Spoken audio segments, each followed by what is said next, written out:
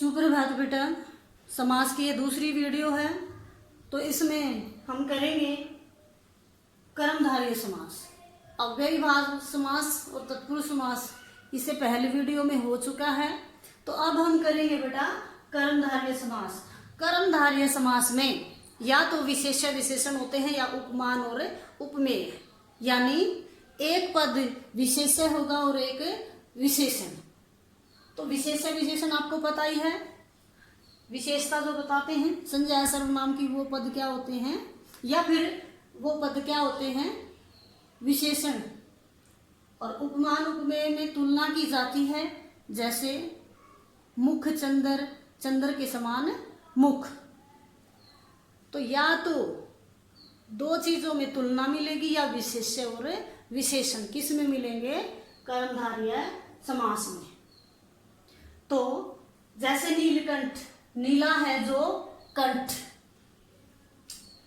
कंठ क्या है गला, नीला क्या है उसकी रंग है विशेषता, यानी विशेष्य और विशेषण। विशेष्य और विशेषण किस में है, कर्मधारय समास में। यानी समास विग्रह जब आप करोगे या तो जो मिलेगा, ठीक है, या समान मिलेगा। चंद्रमुख, चंद्र के समान है जो मुख, ये इसकी पहचान है। इसके बाद है द्विगु समास। इसके अगर कर्मधारय समास के आप और उदाहरण भी देख सकते हो, जैसे ये हो गया हमारा नीलकंठ, गड़बड़ हो गई भाई।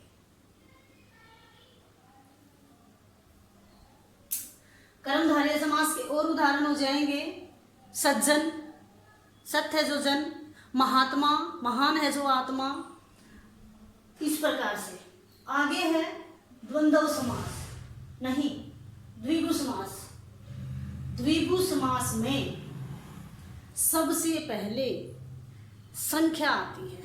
द्विगु समास में पहला पद संख्यावाचक होता है, जैसे 2, 3, 4, 5, ऐसा कुछ भी। चार, चौराहा, 4 राहों का समूह। तिरंगा, 3 रंगों का समाहार। इस प्रकार से द्विगु समास में क्या बताया है, पहला पद संख्यावाचक होता है। उदाहरण देखें, नवरात्रि, 9 रात्रियों का समूह। चौराहा, 4 राहों, तो 4 क्या है संख्या, 4 राहों का समूह। उसके बाद हमारा हो जाएगा त्रिभुज, 3 भुजाओं का समूह। इस प्रकार से जिसमें भी संख्या आए वह द्विगु समास होता है, इतना याद रखोगे। और द्विगु समास में संख्या आती है, पहला पद संख्यावाचक होता है। इसके बाद है द्वंद्व समास। द्वंद्व समास में जोड़ा होता है, दोनों पद समान होते हैं, बीच में योजक चिन्ह आता है। योजक चिन्ह किसको, इसको बोलते हैं, जैसे माता पिता, माता और पिता, भाई बहन, भाई और बहन, सुख दुख, सुख और दुख, लाभ हानि, लाभ और हानि। ये किसके उदाहरण हैं, किसके हैं, द्वंद्व समास के। ठीक है, दोनों ही पद प्रधान है, माता पिता, माता और पिता, भाई बहन, सुख दुख, लाभ हानि, सारे के सारे द्वंद्व समास के उदाहरण हैं। उसके बाद है बहुव्रीहि समास। बहुव्रीहि समास में कोई भी पद प्रधान नहीं होता है। बहुव्रीहि समास में कोई भी पद प्रधान नहीं होता, इसमें कोई अन्य ही पद प्रधान होता है। जैसे गजानन, गज के समान है आनन यानी मुख जिसका, यानी गणेश। आगे है इसी का उदाहरण त्रिलोचन, 3 है लोचन यानी आंखें जिसकी, भगवान शिव। दशानन, 10 है आनन यानी मुख जिसके, रावण। कोई अन्य ही पद प्रधान है।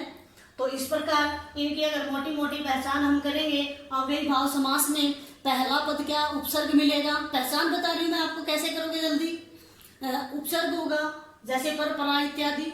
तत्पुरुष समास में विभक्तियों का लोप होगा, जो कारक चिन्ह होते हैं, का, के, की, में, पर इत्यादि। कर्मधारय समास में एक दूसरे की तुलना मिलेगी या विशेष्य और विशेषण मिलेंगे। द्विगु में पहला पद संख्यावाचक होता है, और द्वंद्व समास में दोनों पद प्रधान होते हैं, और योजक चिन्ह मिलेगा आपको, ऐसा ऐसा ये योजक चिन्ह होता है बेटा, बीच में जो ऐसे लाइन होती है छोटी सी ये। और विग्रह करोगे तो और आएगा, या आएगा, एवं आएगा।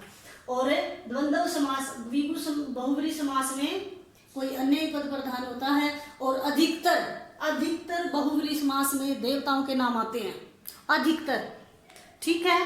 और अब आता है बात कि एक ही शब्द आपको दो जो समास के भेद होते हैं उनमें मिलेगा। तो वो क्यों होता है ऐसा? क्यों बेटा, समास का नाम हमारा समास विग्रह पर निर्भर करता है। जैसा हम समास का विग्रह करते हैं वैसा ही हमारा समास का नाम होता है।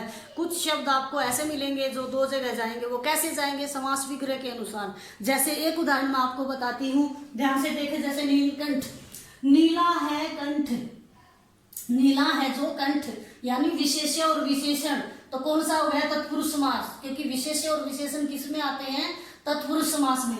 इसके बाद है नीलकंठ, नीला है कंठ जिसका, नीला है कंठ जिसका यानी भगवान शिव, अन्य ही कोई प्रधान हो गया, तो यहाँ आ गया बहुव्रीहि समास।